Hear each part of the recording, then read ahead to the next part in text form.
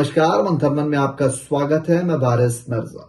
जी हाँ, आज हम बात कर रहे हैं गाजीपुर लोकसभा सीट की। जी हाँ, गाजीपुर लोकसभा सीट पर समाजवादी पार्टी ने अफजाल अंसारी को टिकट दिया है, तो वहीं अब एक दूसरे डॉन उसके सामने होगा। सुबसपा ने कहा है कि ब्रजेश सिंह अफजाल अंसारी के सामने उम्मीदवार होंगे सुबसपा के। तो जी हाँ, आपको बता दें कि बीजेपी भी ब्रजेश सिंह के नाम पर सहमत हो सकती है। इस तरीके से देखा जाए तो दो डॉन परिवार आपस में एक दूसरे के सामने होगा, ये आपको बताते हैं विस्तार से। गाजीपुर सीट पर दो जाने दुश्मन होंगे जंग।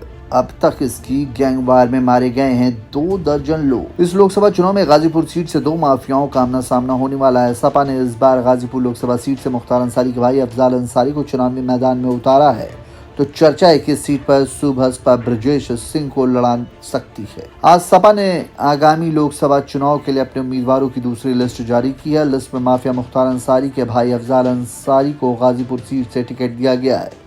गाजीपुर से सीट से ही ओपी राजभर की पार्टी सुबसपा मुख्तार अंसारी के सबसे बड़े दुश्मन माफिया डॉन ब्रजेश सिंह को भी मैदान में उतारने की पूरी तैयारी कर रही है। ब्रजेश के खिलाफ आपको बता दें, ब्रजेश सिंह के सामने अफजाल अंसारी के मैदान में उतरने से गाजीपुर पर महामुकाबले की स्थिति बन गई है। ओपी राजभर अपनी पार्टी से ब्रजेश सिंह को उतारने का ऐलान कर चुके हैं। आपको बता दें कि ओम प्रकाश राजभर खुद गाजीपुर की जौहराबाद सीट से विधायक हैं। राजनीतिक जानकारों की माने तो बीजेपी भी माफिया डॉन ब्रजेश को अपनी ही पार्टी की ओर से मैदान में उतारना चाहती है, लेकिन अपना सिंबल नहीं देना चाहती। बीजेपी सुबसपा के जरिए ब्रजेश सिंह को चुनावी मैदान में उतारकर एक तीर से 2 निशाने लगाने की तैयारी में। यदि सुबसपा अपने कथानुसार ब्रजेश सिंह को उम्मीदवार बनाती है, तो इससे ओपी राजभर की मुरादें भी पूरी हो जाएंगी और अफजाल अंसारी को गाजीपुर सीट से कड़ी टक्कर देने वाला एक मजबूत प्रत्याशी भी मिल जाएगा। 2019 के लोकसभा चुनाव में अफजाल ने मनोज सिन्हा को दी थी मात। पिछले लोकसभा चुनाव में बीजेपी ये सीट हार गई थी। अब अफजाल अंसारी के सामने तत्कालीन रेल मंत्री मनोज सिन्हा मैदान में थे। पिछली बार अफजाल अंसारी बीएसपी के टिकट से मैदान में थे और हालांकि गठबंधन के नाते उन्हें समाजवादी पार्टी का भी सहयोग मिला था। अब इस बार अफजाल अंसारी को पटकनी देने के लिए बीजेपी गाजीपुर सीट से कोई भी दांव खेल सकती है और राजनीतिक जानकारों की माने तो इन सब में सबसे आसान दाव ब्रजेश सिंह वाला ही हो सकता है। 3 दशकों से अफजाल और ब्रजेश के बीच दुश्मनी, मुख्तार अंसारी और ब्रजेश की टक्कर किसी से छिपी नहीं।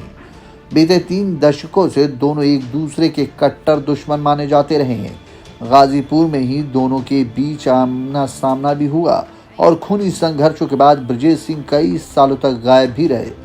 कृष्णानंद राय हत्याकांड भी दोनों माफियाओं की अदावत का ही नतीजा है। इस हत्याकांड में विधायक कृष्णानंद राय समेत 7 लोगों को गोलियों से भून दिया गया था।